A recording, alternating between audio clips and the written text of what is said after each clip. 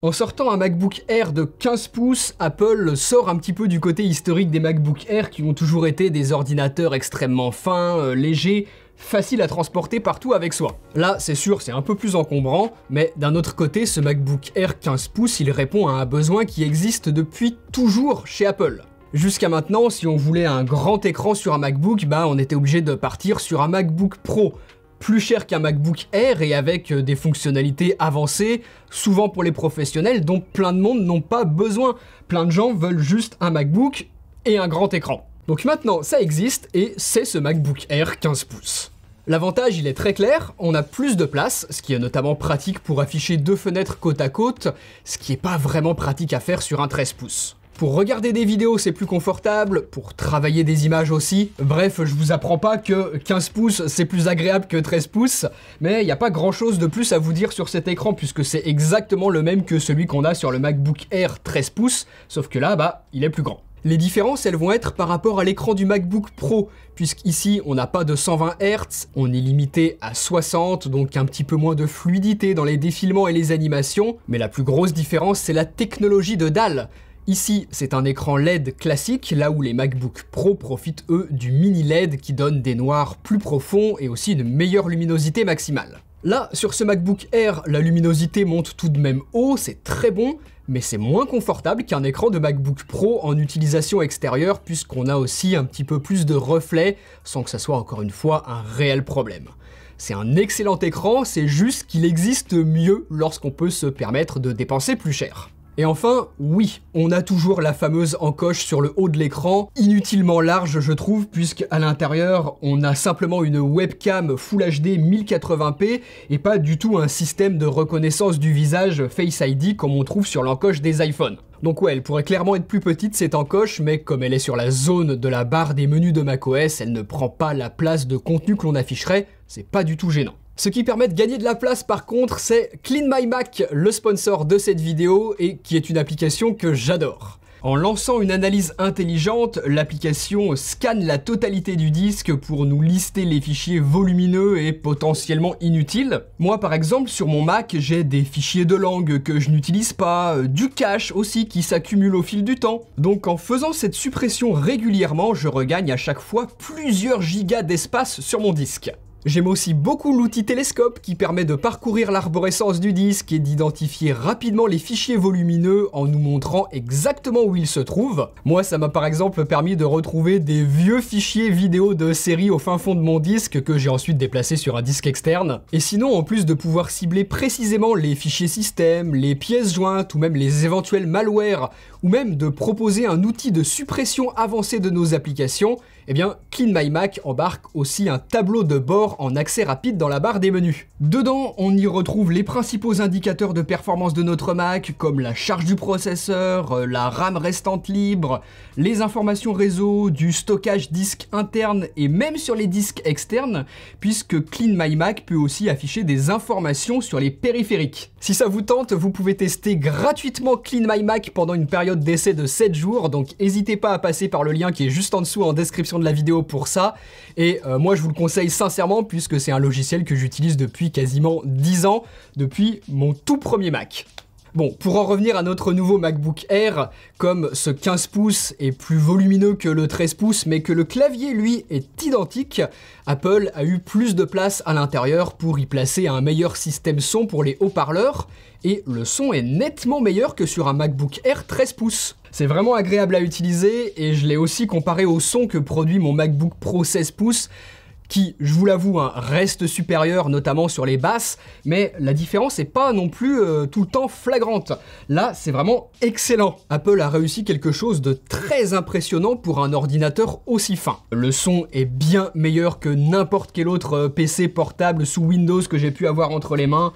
C'est mieux qu'un MacBook Air 13 pouces, ça s'approche d'un MacBook Pro, donc franchement, beau boulot Apple, ça fait vraiment plaisir, les MacBooks restent d'excellents ordinateurs pour l'audio. Ensuite, avec la place supplémentaire à l'intérieur, Apple en a aussi profité pour mettre une plus grosse batterie que sur le 13 pouces, mais comme l'écran est plus grand sur ce 15 pouces, on se retrouve finalement avec une autonomie très similaire, voire même un petit peu en dessous parfois. Donc voilà, pas d'heureuse surprise quant à l'utilisation de cette plus grosse batterie, Ça reste une autonomie qui est excellente, mais un petit peu moins bonne que celle qu'on peut avoir sur les MacBook Pro qui, eux, là, pour le coup, sont vraiment imbattables. Là, sur ce MacBook Air, si on bosse assez longtemps dehors avec la luminosité à 100%, moi, j'arrivais tout de même à arriver en fin de journée sans avoir besoin du tout de le recharger.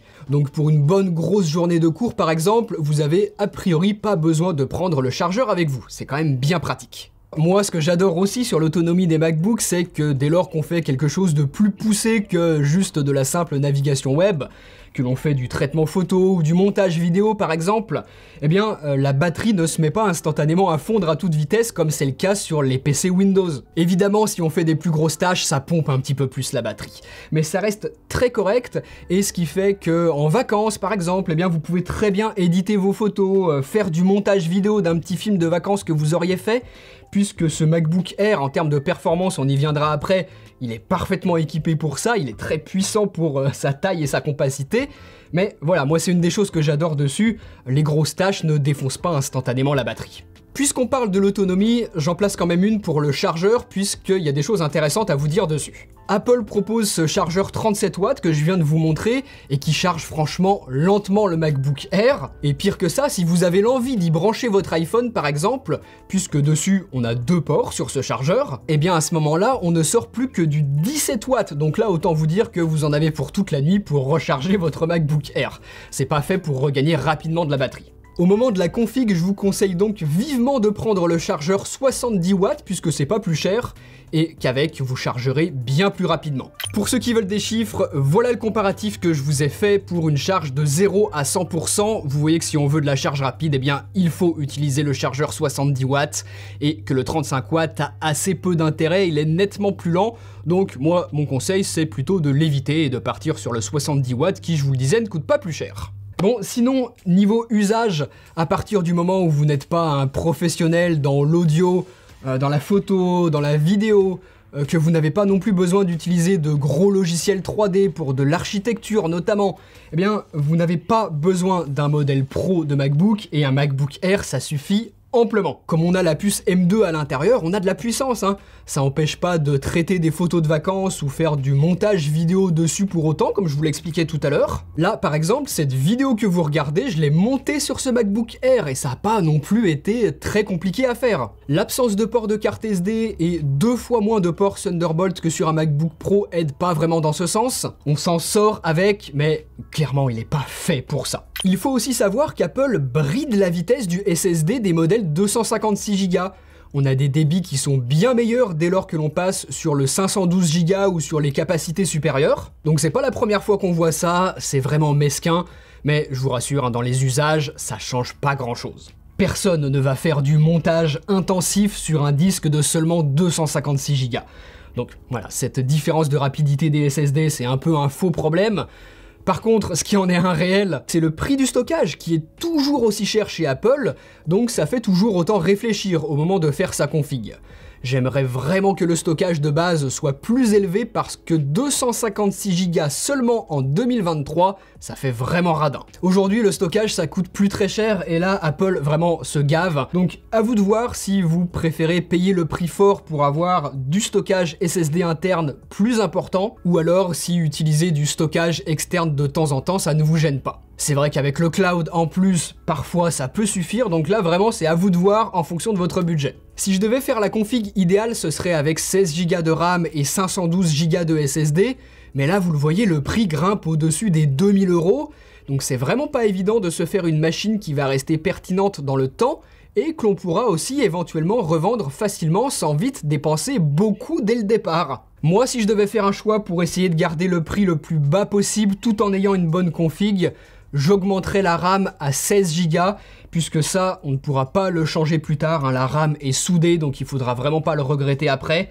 Et pour le stockage, eh bien 256 Go de SSD, oui, c'est peu, mais suivant ce que l'on fait sur un ordinateur portable, ça peut suffire. Et là, pour le coup, c'est pas comme la RAM, hein. Vous avez toujours la possibilité d'avoir des solutions externes pour augmenter le stockage, et qui aujourd'hui coûtent plus très cher du tout. Donc moi, c'est ce que je ferai. Et enfin, à part le prix élevé des upgrades, il y a un autre point côté hardware qui me gêne un petit peu et que je regrette sur ce MacBook Air 15 pouces, c'est qu'on n'a pas de Wi-Fi 6E. Donc la dernière norme, la plus rapide, la plus efficace, celle qui nous donne les meilleurs débits en Wi-Fi et que l'on commence à retrouver sur tous les nouveaux équipements réseau. Donc c'est vraiment dommage de ne pas l'avoir ici, puisque a priori il n'y a rien qui ne l'empêcherait, sachant qu'on a du Wi-Fi 6E sur le Mac Mini M2. C'est la même chose dans ce MacBook Air, pourquoi Apple ne l'a pas mis? Mystère, mais c'est dommage. Donc voilà, tout n'est évidemment pas parfait sur cet ordinateur, mais on en passe quand même pas très loin. Ce MacBook Air 15 pouces, c'est vraiment le chaînon qui manquait dans la gamme MacBook. Maintenant, si vous voulez un grand écran et que vous n'avez pas du tout besoin de toutes les fonctionnalités plus évoluées d'un MacBook Pro, eh bien, prenez celui-là.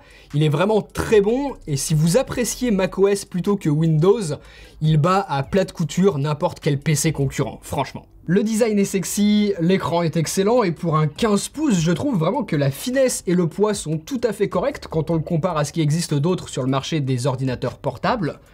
L'autonomie est bonne, et ce silence associé à autant de performance, c'est tout simplement unique. À l'intérieur, on n'a aucun ventilateur, et ça vraiment, vous ne le retrouverez sur aucun autre ordinateur concurrent aujourd'hui.